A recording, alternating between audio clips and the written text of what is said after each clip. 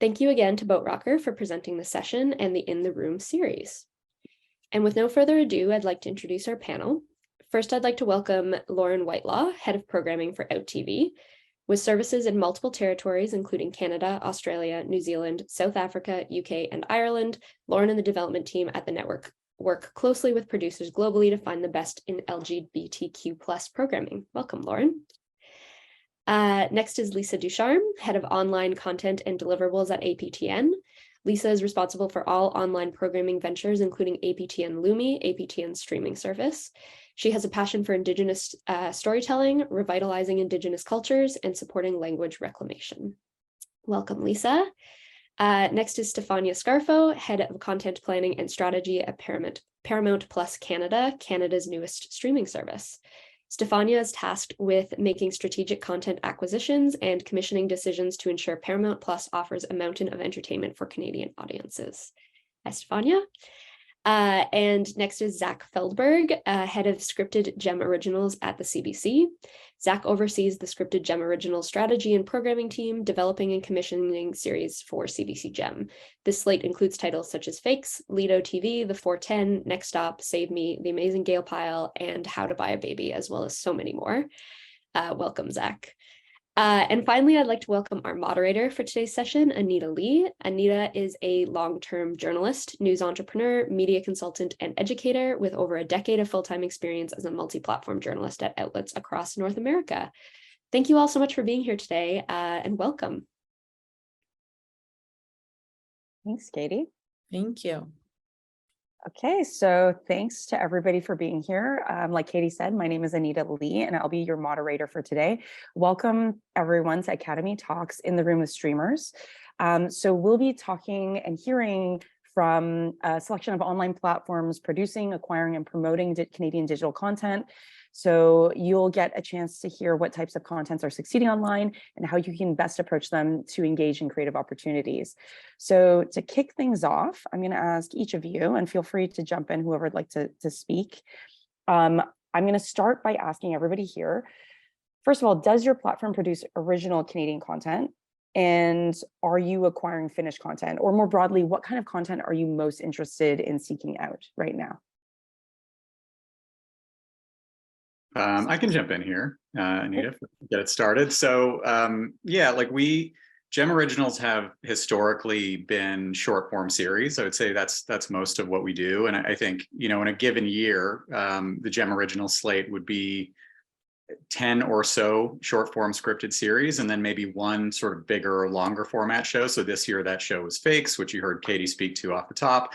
And this year we also had a raft of new YA and new adult titles, which was really kind of reflective of the focus that we had on younger viewers for the past few years. And younger for us, meaning, historically older than CBC Kids, but sort of younger than everything else that we've been doing and trying to sort of play in that space.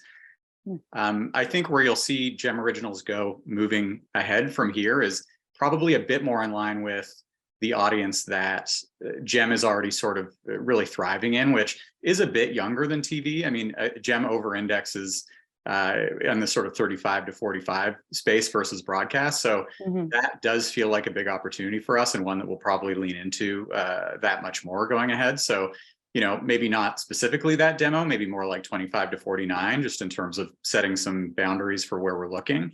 But that's sort of the juncture we're at. I mean, it's a lot of stuff came out this year that gave us a really good look at, how we could reach those younger viewers. And I think for us, it's sort of, we're excited about trying to build up more in line with where the Gem audience is already growing, which yeah, might be just that much older. So we're at an interesting junction at this point. And I would just say to the sort of original question in terms of, what we're looking for more broadly. I mean, we don't produce anything in-house, so everything we do is commissioned from, third-party production companies. That will remain the focus. That's really what we're looking for, and we're sort of open to pitches because, that is how we'll sort of, have those conversations about shows that we would want to develop in partnership with third-party production companies and writers.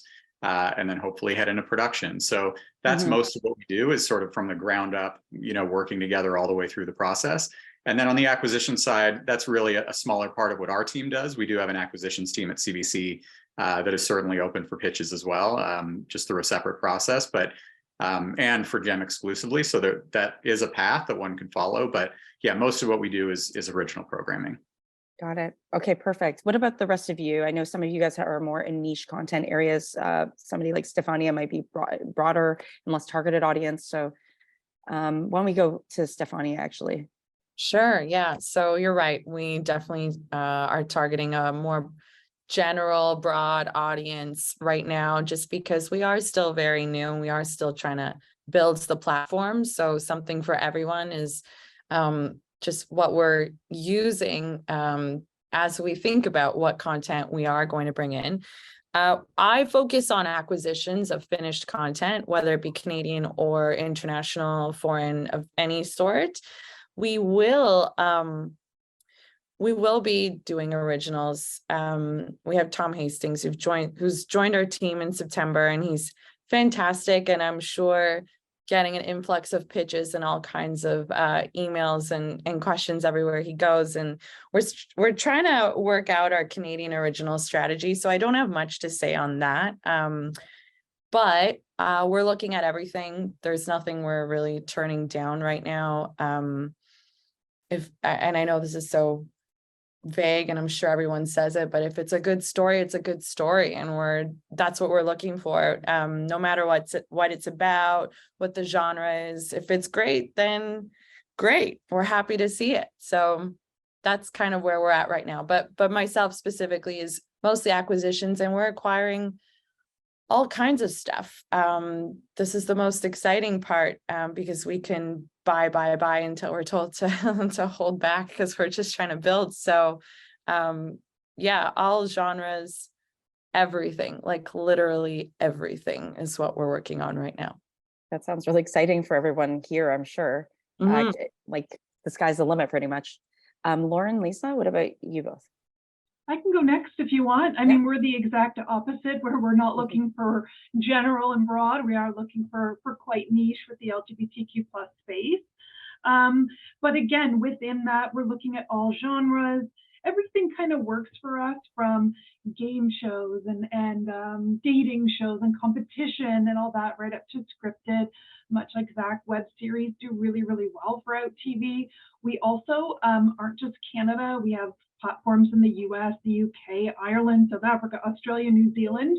So we are finding that content taken to other countries is working really well, even if it is produced and made in Canada. We're finding that our audience is responding to it. So we do look for web series all the way up to feature-length doc, scripted, unscripted. It's all in there, and we are acquiring and commissioning. We do like to keep our original productions going throughout the year, and we're doing quite a few of them. Our budgets aren't high, but we're finding ways to work with many producers, finding ways to partner with other people. We've done co-productions and everything. So we're pretty much open to discuss anything at this point, just because we do want to make sure that all of those platforms are being supplied with content. Okay, perfect. And Lisa? Yeah, thank you. So in terms of producing original Canadian content, we do that through two different types of intakes. So we have a linear service team, content team. They pass through commissioned and as well as acquired content through to the platform. And then we have a dedicated team of Lumi content that will go out and commission our digital originals, as well as a supplementary slate of acquired content to finished programs. So we're looking at all different genres. Of course, it's very based in the thematic of Indigenous storytelling, but our audiences range, both Indigenous, non-Indigenous, all ages. So we have quite a wide range of genre and format. We're really looking for it all, but it's all very much rooted in the heart of Indigenous stories. Okay, that's perfect. So all of you spoke to who the audience is your platform serves, and the types of content, both in terms of format and theme, that you typically deliver. But what is succeeding on your respective platforms? What do you think is, based on just like your own assessment and based on the metrics, what is resonating with your audiences in terms of content? Yellowstone. It's an obvious one. Shockingly though, anything, well, not shockingly, maybe anything Yellowstone Western related does really well. There's clearly an audience for that in Canada. I mean, I love it too. I love it, and I never thought twice about getting on a horse or anything along those lines. So a lot of even just films that are Western. Now, I'm not saying we're looking for that. Let that be on the record, because obviously we're getting a lot of it because Paramount's producing it, but that's what's doing really well right now, I have to say. It's really interesting. What about, I'll go to Lisa next actually for that. Sure. So for us, it's really about celebration of Indigenous storytelling. And what's really doing well is we have so much nostalgic content that houses some of the greatest storytellers of our community. We really strive to build collections. In the past, we acquired 11 Valaniso Bomsawins documentaries. We just recently acquired Wapus Bay, which is a beloved children's series that came out of APTN.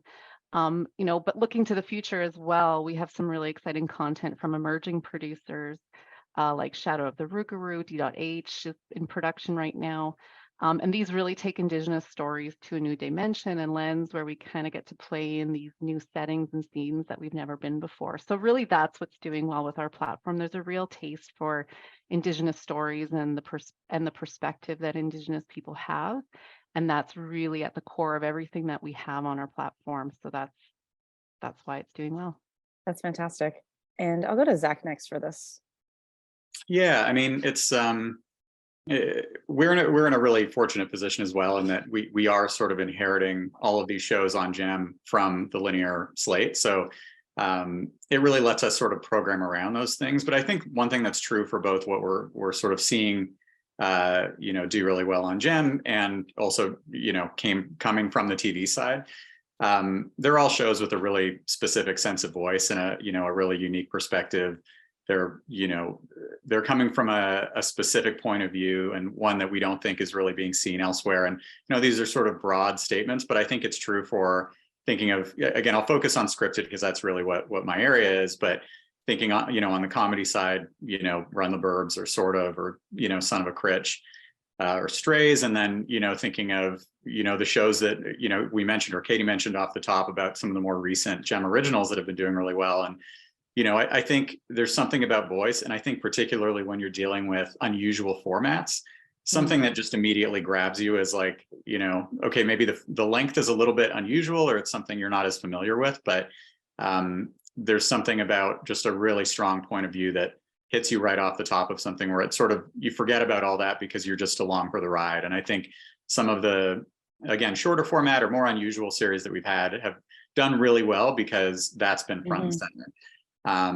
And I think of, again, going back to some of the shows that have come out this year, but a show like Zarka that came out in the spring, Zarka Nawaz's series, about her eponymous character. It's not about her, but she does play a character under her own name, who is shocked to find out that her ex-husband is marrying a white yoga instructor who's half her age, and sets about manifesting a white brain surgeon to bring to the wedding, and sort of a comedy of errors that ensues. And I mean, that's a show that did really well on Gem, and I think really spoke to the Gem audience. And then I think of shows that also came out in September, like Lido TV, or Virgins, or Fakes, where I think the target audience is a bit younger, but I also think that they very specifically spoke to an audience in a way that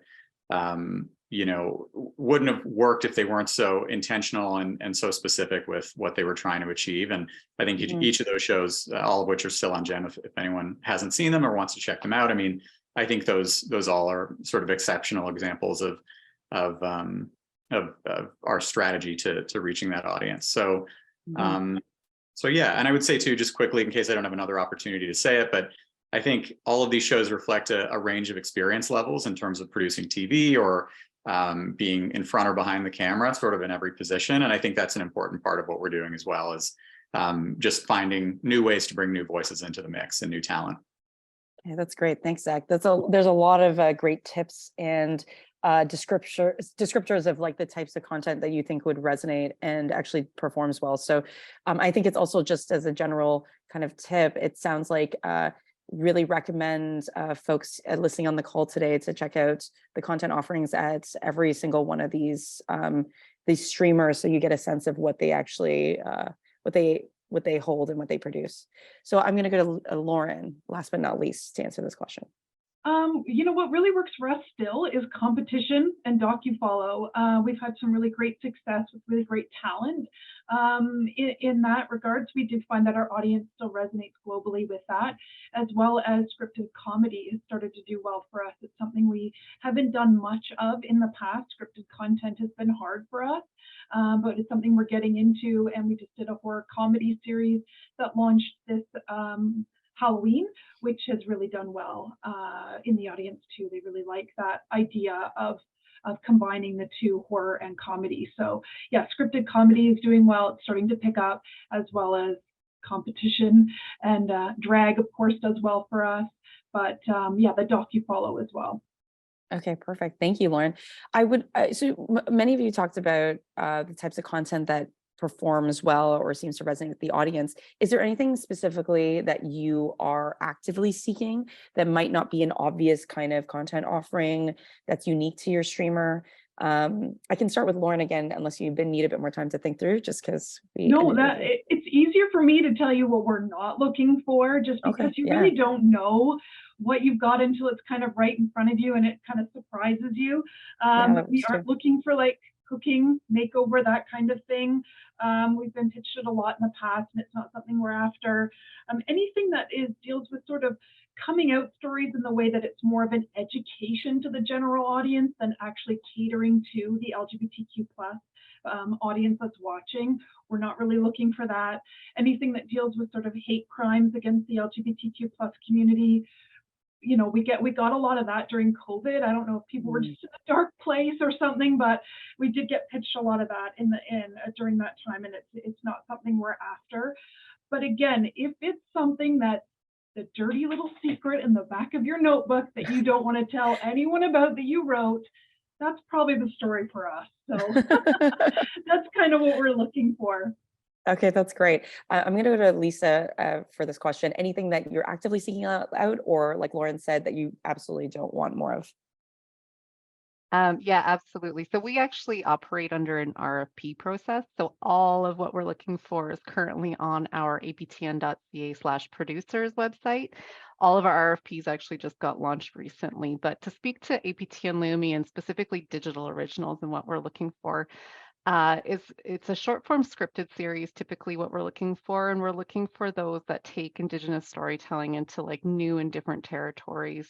As I mentioned, currently we have like a sci-fi in production. We also have a horror comedy being released next year, and we just really love seeing the exploration of indigeneity in like these unconventional spaces and telling stories in a new way. So that's really what we're looking for originals. But we have a huge slate of all things that we're looking for as well that you can find in our RFPs. Perfect, thank you. I'll go to Stefania next. Like I mentioned before, we're looking for everything. So anything that's a no for you, that you're just like, I'm done with those Westerns? Yeah, I can't even say I'm done with those Westerns, because if an interesting concept comes up and seeing as the audience eats that up, I'd probably look at it. Maybe we're not looking so much for sci-fi, because there is a natural pipeline of sci-fi content that comes to us through the bigger corporation here, but yeah, maybe not so much sci-fi. But even if there's a good sci-fi, I'm not going to turn it, like, I'm still going to take a look.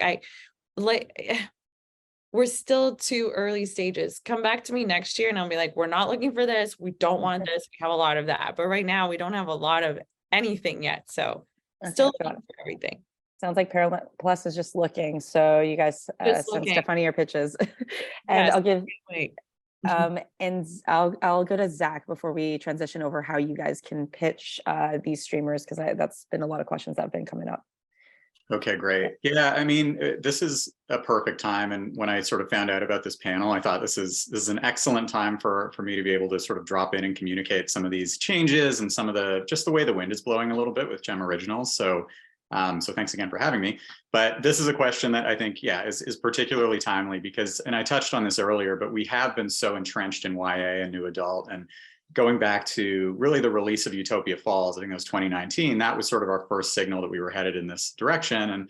And, you know, I think it's been a strategy that has paid off in really exciting ways. And I just think that we're at a point now where, and anyone that's met with me or anyone on my team over the years is probably familiar with this phrase, but the idea that we're in startup mode again, I think we've been here a few times. And I think that makes sense for a team that is focused on digital content, which is, even those two words are like, what does that mean? It means different things to different people. It means different things to different organizations.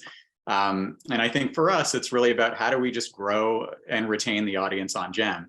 So as we find ourselves at this point where we are once again sort of a little bit in startup mode, like how do we chart a course for the future of Gem Originals? I think we're looking for, like, how do we articulate what that means? YA was a very easy shorthand to say, it's this specific demographic and everything that we do plays in that space. But when you move away from that language, you sort of find yourself needing language to really highlight what the difference is between what you're doing versus what the comedy development team is doing and what drama is doing. And I think we'll get there. It's like, you know, week one, like we're really just entering this new period. But I would say a term, and this is very much off the cuff, but something I think of is off-Broadway as sort of a way to frame what a Gem Original is versus what you might see on primetime CBC TV. And that's more personal than anything. That's not like an official company statement, but I do think that it's a way to orient, you know, what, if you're thinking about, you know, what might I bring to the scripted Gem team versus what might I bring to the comedy team or the drama team, if it helps to think of it that way, and something that might be, there may be sort of lower production budgets, maybe not, but maybe it is a little bit more specific than you might expect to see on the TV side. And you know, maybe for whatever unspoken reason, it just doesn't feel like something that would quite work on TV, but we really think could find a generous audience on Gem. I think that's an interesting way to sort of orient the thinking about it. And I think as we build up our development slate, and there's some specific examples we can give, it'll become that much clearer. But, you know, I think just like off-Broadway, I mean, there's an expectation that there's still commercial reach and appeal. And you know, it's perhaps not too niche, but still not afraid of going really specific and unique and building out really interesting worlds. So, you know, again, early days, but that's a way we're thinking of it. And to answer the sort of, is there anything we're not looking for question, at this point, I would say we're stressing flexibility. Like we just want to have conversations and just see what's out there, and excited about sort of being in a position to do that again. Okay, great. Off-Broadway automatically conjures up a clearer image. So I think that's probably really helpful for our folks here. I'd love to move to the pitch because, like I said, we're getting a lot of questions from the audience about this. But what are the best ways for a filmmaker to approach and work with your platform? Like, what would make them stand out? I can go for it, Stefania. help answer. And not that I have too much experience with this yet, because I've only been here for less than a year, but from the pitches that we have seen, the ones that really stand out for me, I wouldn't say are necessarily the materials. I would say it's the passion behind the project, because you have to sell it to me, just like someone at the beauty counter is gonna have to sell me that lipstick, you know, and you have to make me believe like this is life changing. This is the best thing you've ever put money into. And there are some people who are really good at that. And then I'm like, oh my God, like we need to get in on this right now, because it's that energy. And it's just because we get so many pitches all the time. And sometimes at different markets or festivals, we're just going pitch after pitch after pitch, like in a row. And then like our brains are mush. I know mine is. I'm like, is that, which story is this? Like, I can't follow, but I don't want to say this necessarily, but the performance for me is what gets me. So if it's a pitch in person, just put all your love and energy into it, and you will definitely get our attention. Well, mine anyways. That's really good too. Anyone else want to jump in? I can go to Lisa next. Sure. I mean, well, like I said, we have an RFP process for any of our first window licensing, whether it's OTT or linear. And I think, it's pretty well spelled out. There's a huge package of things that we like to look for because we really want a clear understanding of the story, the vision, and all those things. But personally, one of the things that I'm always interested in is probably one of the first things I go to when I look at a pitch document is, why did you feel compelled to tell this story? So it's kind of what Stefania is saying as well, is just really understanding what the passion is behind that story. It helps me to understand the story a little bit more as well. And yeah, it can really make a project stand out amongst the others for sure. Okay, so pitch is really important. That's another message that's being reinforced. So Zach, I'll give the floor to you next.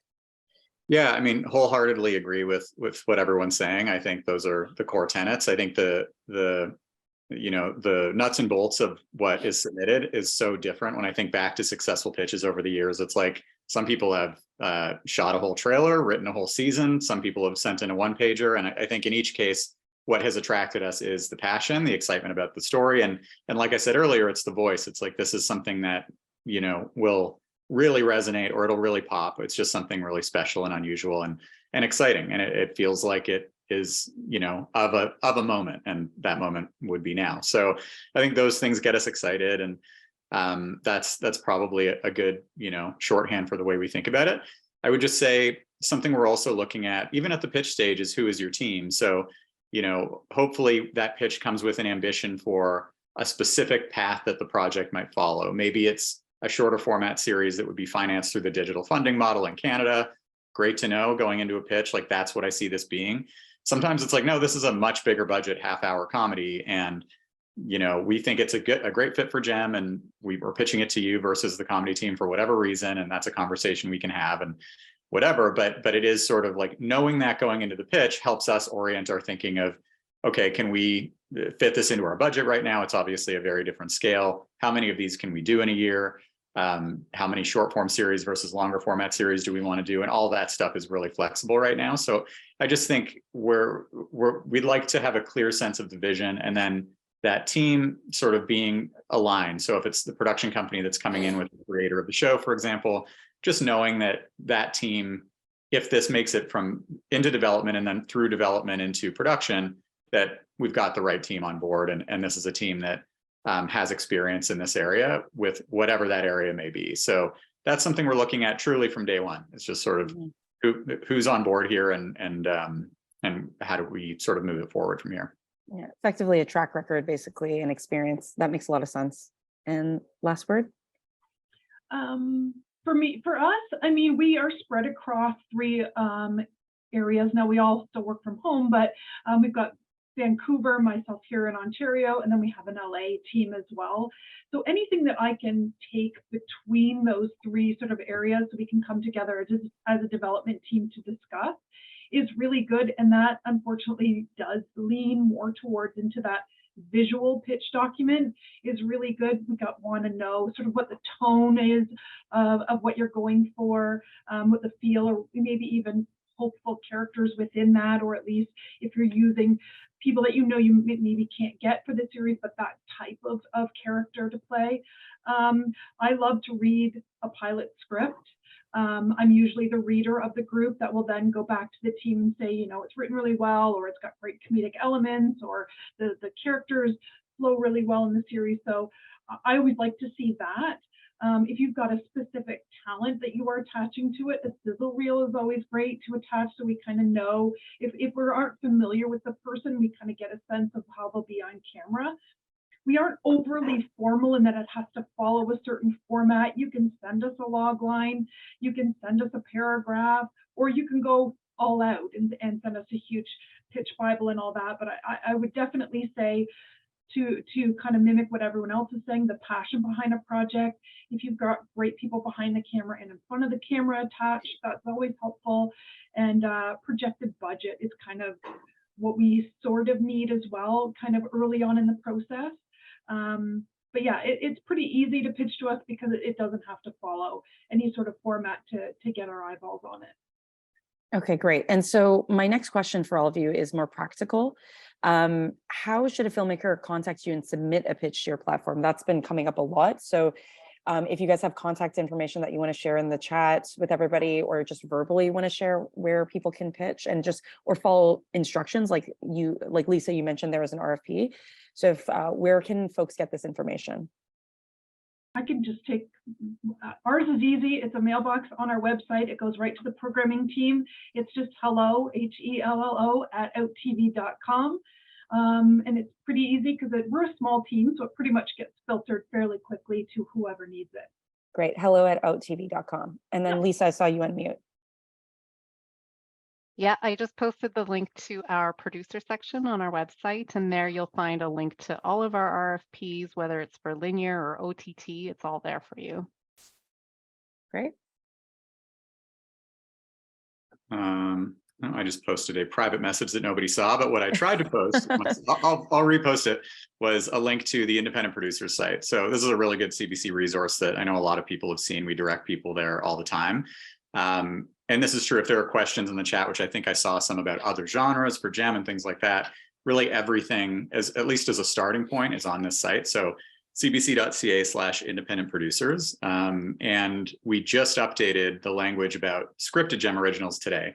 So very much hot off the presses. And you know, again, you'll see it's rather flexible and kind of open to what's out there. I think we don't want to leave anything on the table, and we just want to have conversations and see what people are interested in sharing.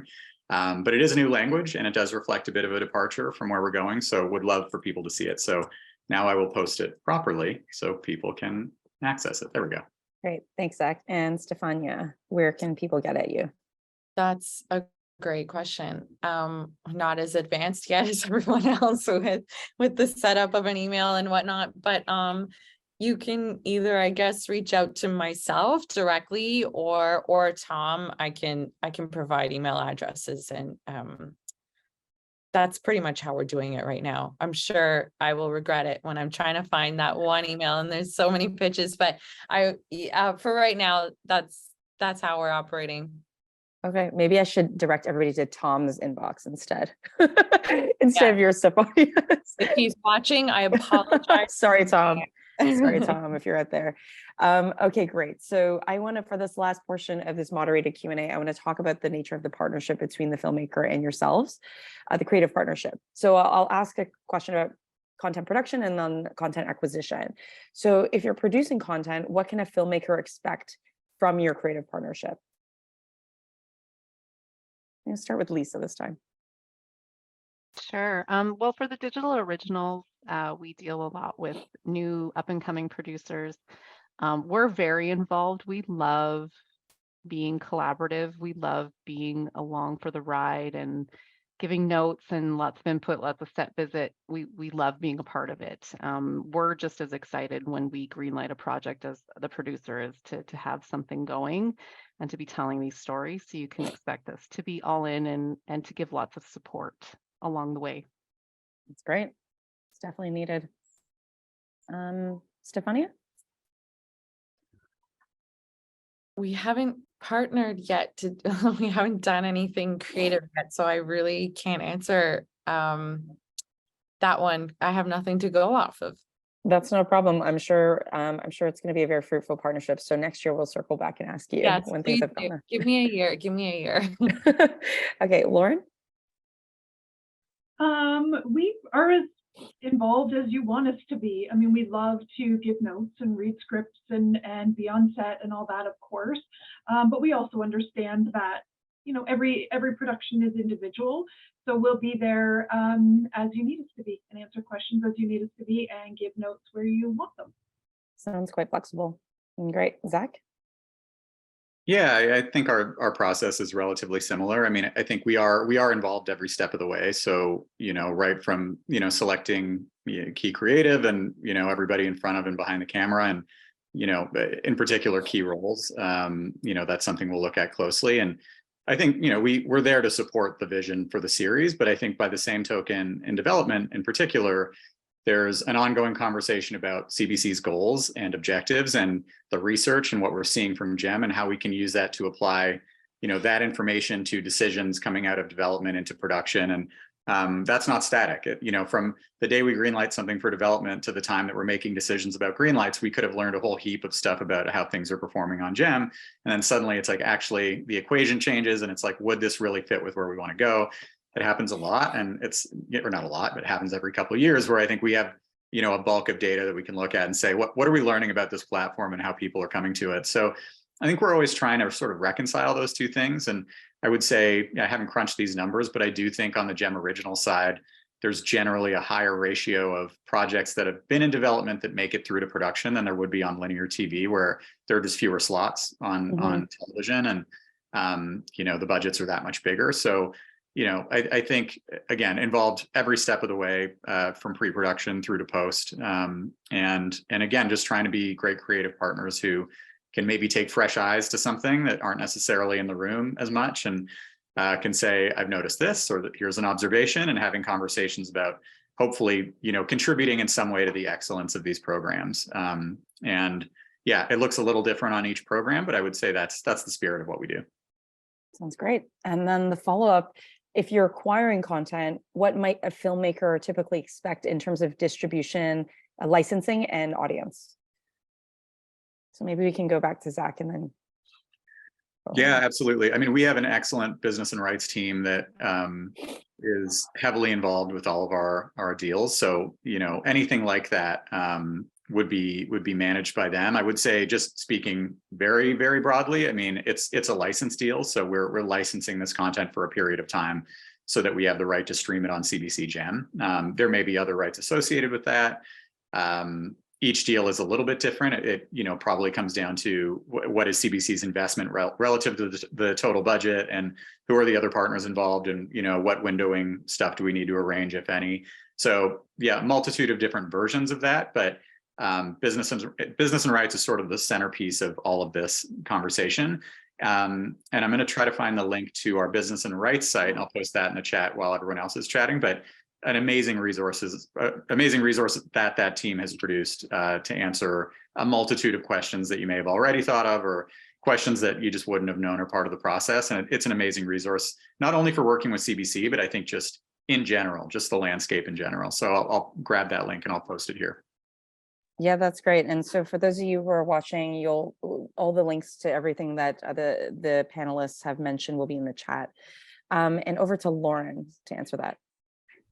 When we acquire, we tend to want rights for as many of our territories as possible. We do understand that when licensing Canadian content, there might be another Canadian partner on board. That would mean that we would have second window or something like that down the road.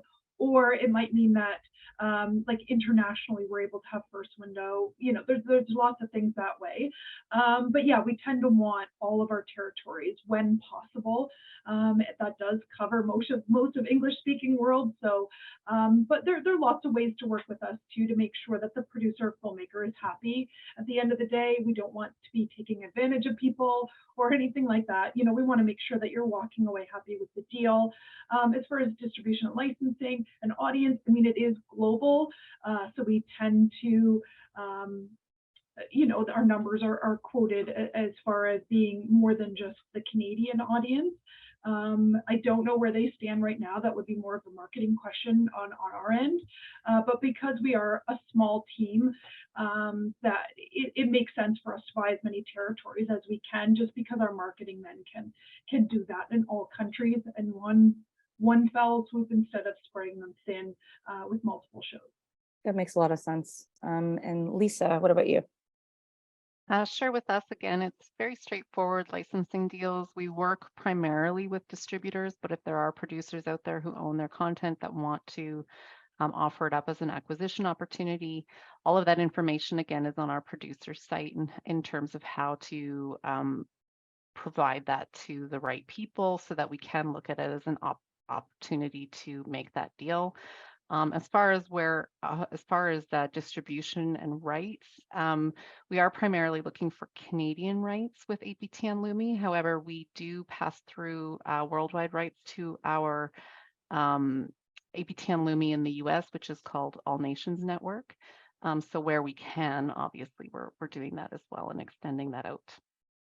Okay, great. And Stefania, I know you guys are newly launched, but do you have any insight into the distribution, licensing, and audience?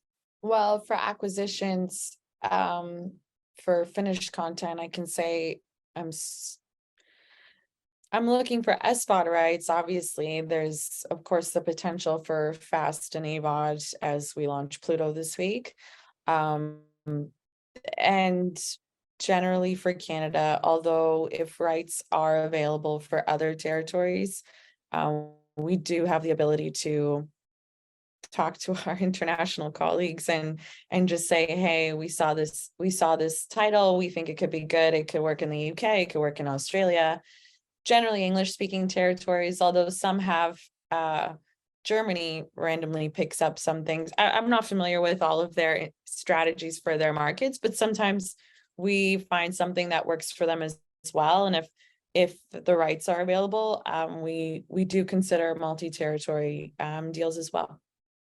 Okay, perfect. That sounds great. So I think this is a good time to transition over to the audience questions, just because they're coming fast and furious. There's a lot of questions for the four of you. So to kick things off, I will ask a question on behalf of Claire Smith, who asks, are you open to emerging producers pitching? And if so, what stage does their project need to be in? So do you, for example, do we need a completed script, like a fully fleshed out budget, et cetera? So I know you guys mentioned that you're open to emerging producers, but what stage does their product need to be in? Does it need to be completed or not? And if not, then to what extent do the materials need to be fleshed out? Whoever wants to answer that, go for it. I can jump in here. I mean, it's there's really no right answer. I mean, I think we want to get a strong sense for what the vision is, and to my point from earlier, like what the ambition is. So there are these very specific deadlines that, you know, we all have our eyes set on several times a year, things like IPF in the new year and the sort of first part of that development fund, and Bell Fund, and, you know, Ontario Creates, and the CMF programs that are compatible with some of the digital programming that we do. So if you already know that your project that you're working on is something you'd be interested in putting down that path, I think that's good to come in with that and say, here's a one-pager, this is something I'd like to develop further with IPF, and ideally in support with CBC. And at least then we know, like, okay, there's a deadline, that we know what the shape of this thing is, and we can consider it accordingly.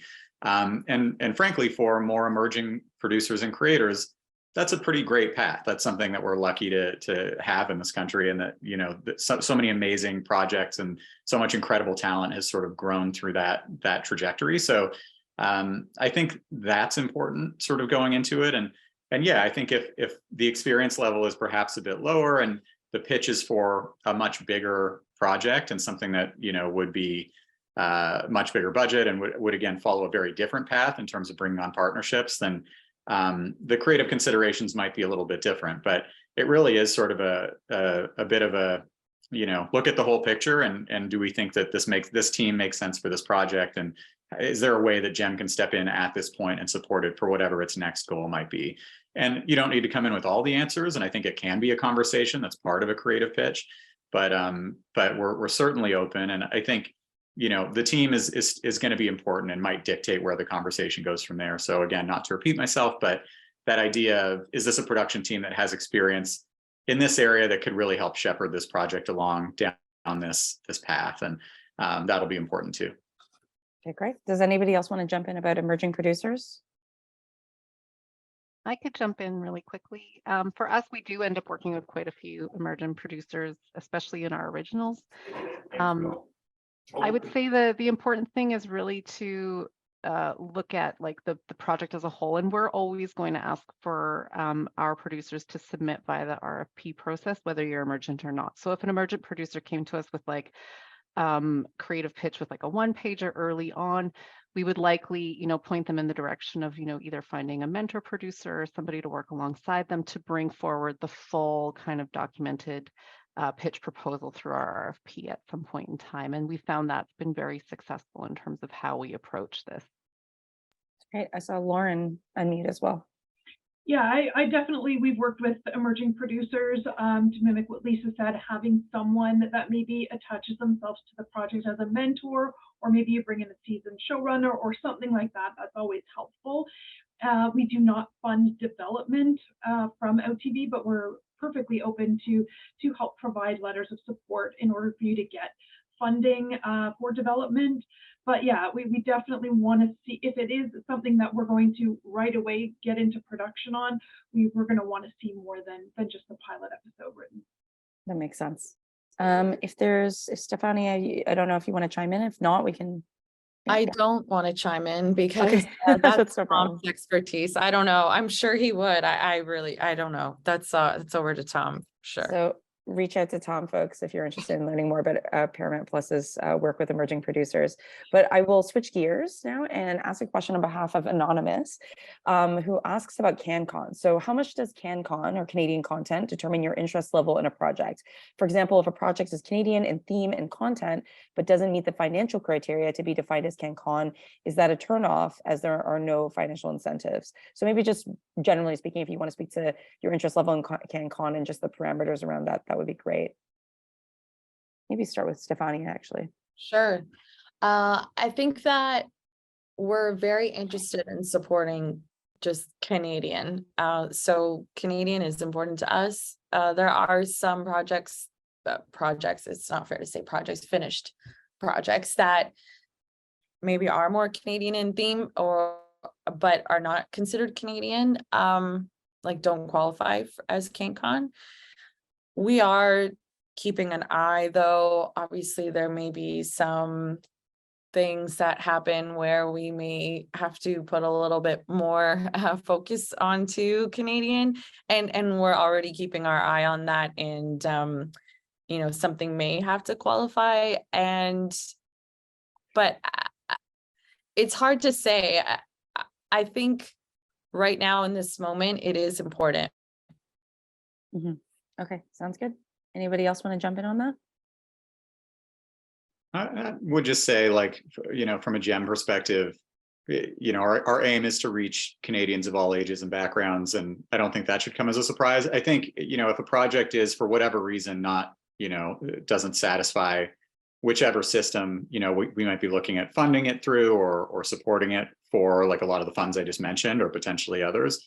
It's not to say that we wouldn't want to look at it. It might just be a very different arrangement. If, let's say, we love it and we think, again, if it has those themes that for whatever reason we think would resonate with the audience, it might just be, well, what are you looking for? Is it an acquisition? And if it is, then maybe it's a conversation with that team, and it doesn't go through the original side, but there is some other business case, for it. But yeah, on the development side, when we're looking at getting involved early, those are projects that are very much rooted from a business and creative perspective in Canada. All right. So if Lauren or Lisa, if you don't have any comments on that, I will move along to another question that's specifically directed towards Lauren and Zach. So Adria Bud Johnson asks, hello, I have completed a short film I'm currently festivaling. Do either or both of you program short films? And if yes, when is a good time to bring it to you? Lauren? We do short films for sure. We're happy to take a look. We don't have a buying period per year. It's not like we only look at projects in September or something like that. You're happy to share it with us anytime when we can take a look. Definitely we'll look. Cool. And Zach? Yeah, so my colleague Mika Kernan, who's a colleague of mine on the scripted team, oversees short films for CBC. So this will be another situation where I pop a link into the chat, and that will be a good overview of everything that Canadian Reflections and short films at CBC are all about. So I'll post that in there soon. And hi, Adrian. Question specifically for Stefania from Julian Dezzotti. Does Paramount Plus acquire feature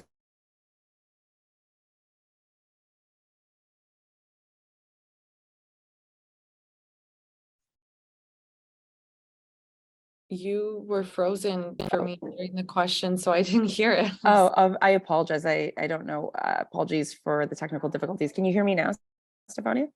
Yes. Okay, great. So the question is, does Paramount Plus acquire feature films in the pre-production process that will be shot via an MG or pre-sale? Do they come in early or only once it's done? The answer to the first half is yes. The answer to the second half is depends. depends on where they're at. I mean, we haven't done any yet. Have we? I'm trying to think. I mean, I've read so many scripts, but I can't no, we haven't done any yet, but we're open to it for sure. Okay, great. And there's going to be a couple that are quick hits actually. So Lisa Crawford asks everybody here, with web series, is there preferred episode length? I can jump in. I mean, they've gotten longer over the years, I guess, is sort of the headline observation I would make. I mean, I think early on, I mean like 7 years ago when we first started doing these, some were 5 minutes, some of them were like 2 or 3. I mean, I think we're moving away from that. So on the long end of shows that might still be reasonably considered web series, like Lido TV that came out this year, is those episodes are nearly 20 minutes. And there are a few of those in our catalog that it's sort of like, is that short form anymore? Is it a web series? What's the difference? It's all on Gem. So I think, not to say that we expect all scripted series to be up around that length, because I think they're scripted series, they're expensive. These are all shows that are done through lower budget models. So it's probably not what we're looking for, but I would say on the shorter end, we're probably still over 10 now. And I think from a Gem experience, like a lean back, watch at home sort of thing, like I think you want it to be in and around there as opposed to super short where it feels like maybe it is more designed for mobile. So again, no real rules here, but I would say we're not going to go over 20. And I think these days we're probably closer to quarter hours or somewhere between 10 and 20. But that's the trend right now for us anyway. Okay, cool. What about the rest of you, Lisa, Stefania? Yeah. I agree with Zach. Right now, like we're asking for a minimum of 6 by 10 minutes. So obviously with whatever the threshold is after that, we're open to, longer episodes, shorter episodes. We don't have, just because one might be 10 minutes doesn't mean the next episode could be 12 or the episode after that could be, 8. We really are flexible in that, but that's kind of the spot that we're kind of asking for at this stage. Great. Anyone else? Yeah, 11 minutes works really well for us just because then you can combine 2 for a commercial half hour for the linear channel.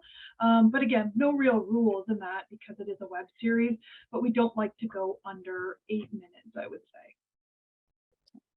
And last but not least, Stefania, do you have, I know still first year, but any preference? Just trying to think. I don't know, but I think we would stick to a pretty standard either half hour or 1 hour. I think that's where we're at right now. Okay, great. And then this is kind of a quick kind of round again from anonymous. Is it possible to ask for a phone call prior to submitting an application?